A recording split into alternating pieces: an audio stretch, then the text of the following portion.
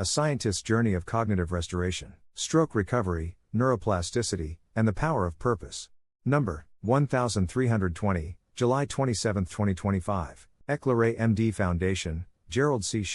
Category, Neurology, YouTube version. On June 21, 2025, I experienced a hemorrhagic stroke in the back of my brain, near the pons, in Northern California. Surprisingly, I kept my vision, speech, and ability to walk, but I started noticing small gaps in short-term memory. I forgot a few common words and street names, things I used to recall instantly. As a longtime medical researcher, I wanted to understand exactly what had happened, why it occurred, and, more importantly, what I could do to heal. A surprising twist after stroke. While recovering, I returned to my daily habit of doing medical research. That's when something unusual happened. My thinking felt sharper than before. My analysis went deeper. My writing became more precise. It was as if the stroke had awakened parts of my brain that were resting. This led me to an important question. Can structured mental activity, like research or problem solving, actually help the brain rebuild itself after a stroke? Science says yes, and I am living proof. Neuroplasticity, how the brain rebuilds. Our brains are incredibly flexible. After an injury, they can rewire, forming new connections to work around damaged areas. This is called neuroplasticity. Every time we engage in focused, repetitive thinking, we stimulate this healing. In my case, years of disciplined thinking, through engineering, AI design, and medical science, may have prepared my brain to fight back quickly. What might explain my brain's boost? Several things may be at play. 1.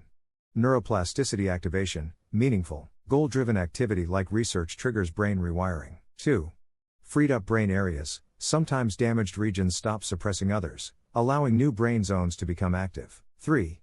Less distraction, during recovery, life slows down, fewer meetings, less stress, more time to focus deeply. 4.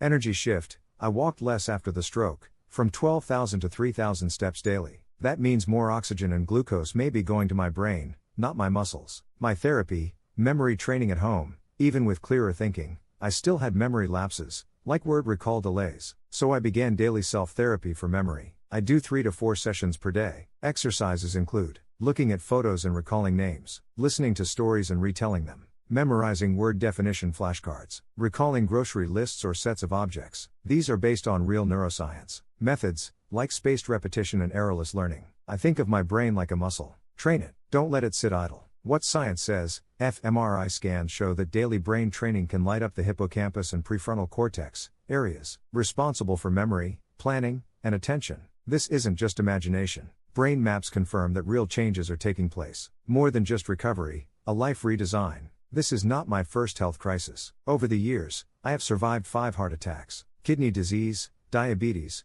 and now a stroke, all without relying heavily on medications. I used lifestyle modifications, biomedical research, and stringent discipline. And through this experience, I have learned something powerful. Stroke recovery is not just about waiting to get better. It's about creating a new mental pathway, through action, structure, and purpose. Final words. Whether you're a scientist or a school teacher, your brain can change. Stroke may slow you down, but it doesn't have to define you. If you engage your mind every day with purpose and repetition, you can rebuild your brain, one connection at a time. Even after damage, the brain remembers how to grow.